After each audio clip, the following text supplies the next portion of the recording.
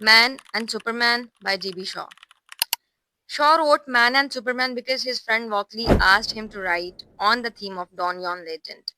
GB Shah ने man and Superman play इसलिए लिखा था क्योंकि इसके दोस्त ने ये मशवरा दिया था कि तुम ये प्ले लिखो, और जो स्पेन में एक पुरानी ट्रेजेडी लिखी गई थी डॉन यॉन के थीम पर, तुम वो थीम आज की सेंचुरी में रिवाइव करो.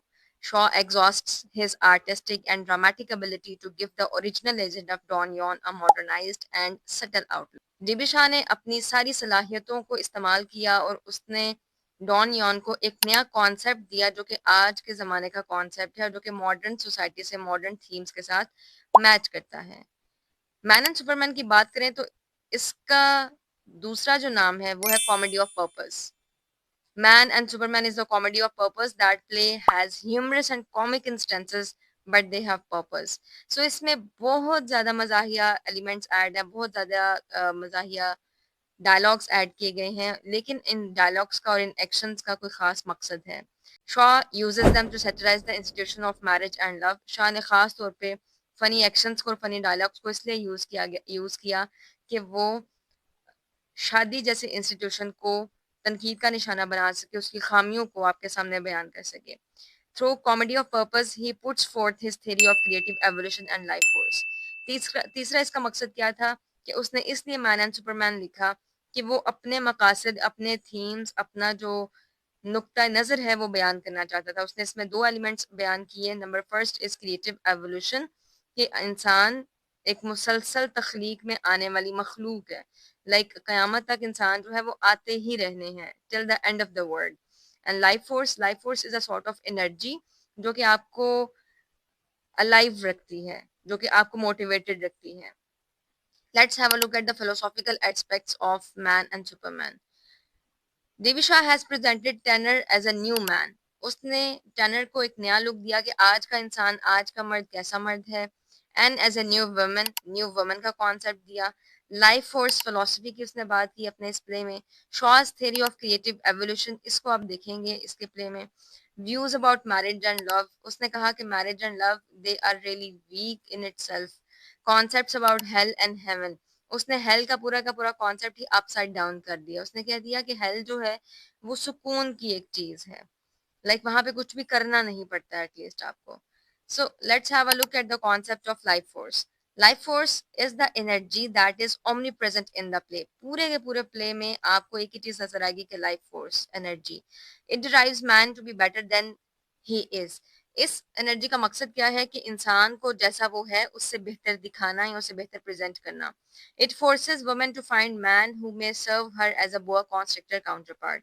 ये खवातीन को मजबूर करती है कि वो अपने लिए एक ऐसा किरदार चूज करें जो कि दूसरों को, जो कि एक बोआ कॉन्स्ट्रिक्टर का हो, यानी एक ऐसा सांप जिसमें जहर भी नहीं होता. Let's have a look at the concept of Don Yon. Don Yon is the 16th century libertine and womanizer. He is the ravisher of women. So खवातीन का शौकीन शख्स था. 16th century में ये करेक्टर लिखा गया था स्पेनिश लिटरेचर में जिसका नाम डॉन यॉन था, और बहुत ज्यादा अयाश किस्म का ये इंसान था. लेकिन जेबी शाह ने जो डॉन यॉन का कॉन्सेप्ट लिखा, Shaw's Don Juan is the direct contrast of traditional Don Juan. He is the pursued and haunted one.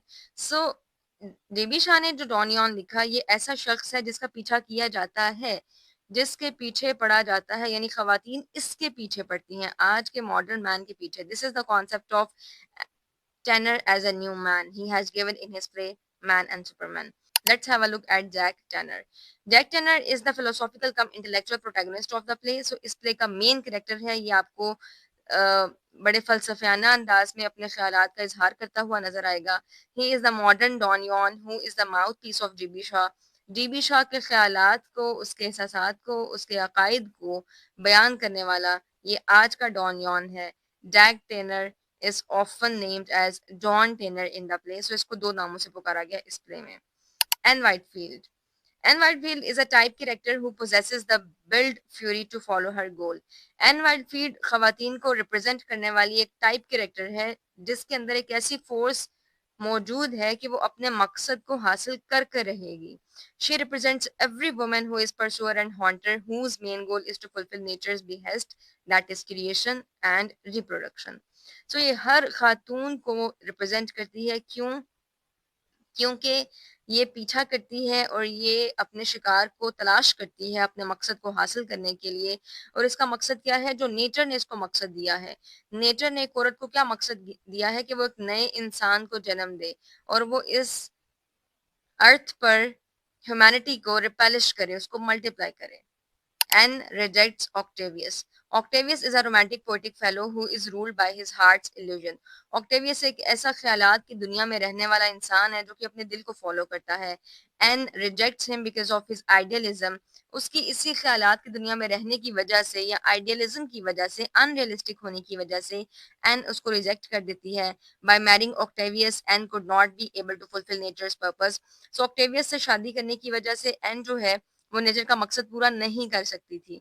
क्यों? क्योंकि ऑक्टेवियस एक आइडियलिस्टिक पर्सन है और वो रियलिटी में मौजूद चांसेस को अवेल नहीं कर सकता और वो अपने लिए इनफ रिसोर्सेज को यूज करके एक अच्छा लाइफस्टाइल नहीं अपना सकता.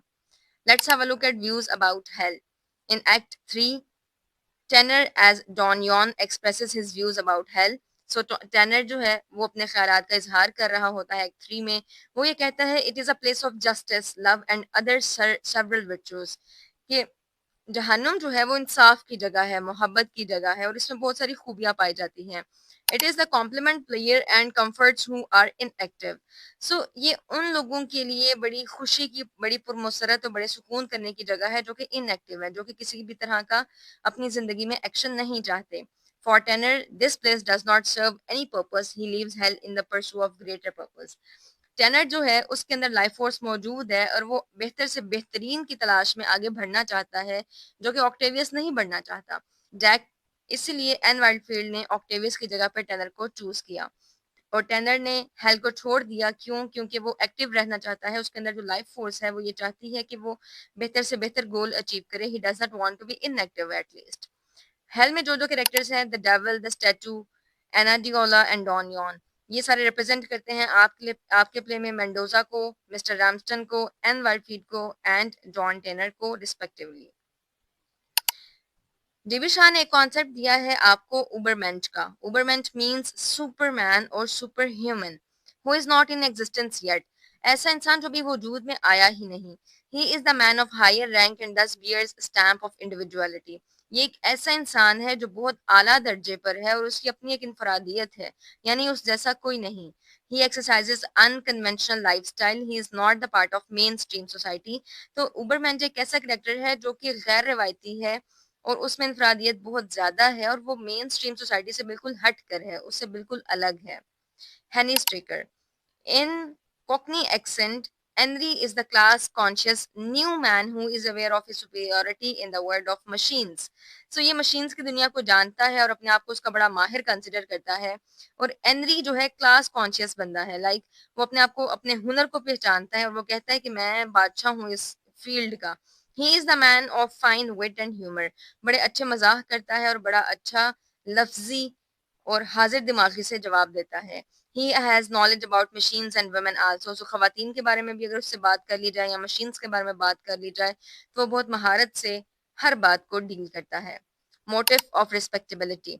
Respectability is the hallmark of Mr. Ramston's character. Mr. Ramston के अगर आप कैरेक्टर को देखते हैं तो इज्जत, शान शौकत, वकार, इंपॉर्टेंस रखती है. ये चीज बहुत. Anne Whitefield tries to maintain the sense of respectability by pretending herself as chaste, submissive and obedient girl. Ann Whitefield भी आपको नजर आएगा कि प्ले में अपने आप को बड़ा ही फर्माबरदार, अच्छी और पाकीज़ा खातून जाहिर करने की कोशिश करती है. क्यों? क्योंकि वो उस इज्जत के पुरवकार माशरे के मयार पर पूरा उतरना चाहती है. It is the matter of respectability that does not let mister Hector to grant permission his son to marry an English middle class women. ये वही इज्जत, वकार और शान शौकत है जिसकी वजह से मिस्टर हेक्टर अपने बेटे को इजाजत नहीं देता कि तुम एक मिडिल क्लास खातून के साथ शादी करो. Let's have a look at the end of the play. The end of the play is the traditional end of comedy. जिस तरह आम कॉमेडीज का एंड होता है, इस प्ले का एंड भी वैसा ही था. The marriage of Violet and Malone is accepted. सो उन दोनों की शादी को एक्सेप्ट कर लिया जाता है, चूंकि उन दोनों की शादी एक तरह से छुप कर की गई थी, उनकी शादी को एक्सेप्ट कर लिया जाता है, सारे मौशा वाले कर लेते हैं। Ann and Tanner are married, इन दोनों की भी शादी हो जाती है। ऑक्टेवियस इज कंसोल्ड, बेचारे ऑक्टेवियस के लिए सिर्फ दिलासा ही बाकी बचता है। There are so many topics to be discussed about Man and Superman. Keep following and do subscribe Literate. Thank you.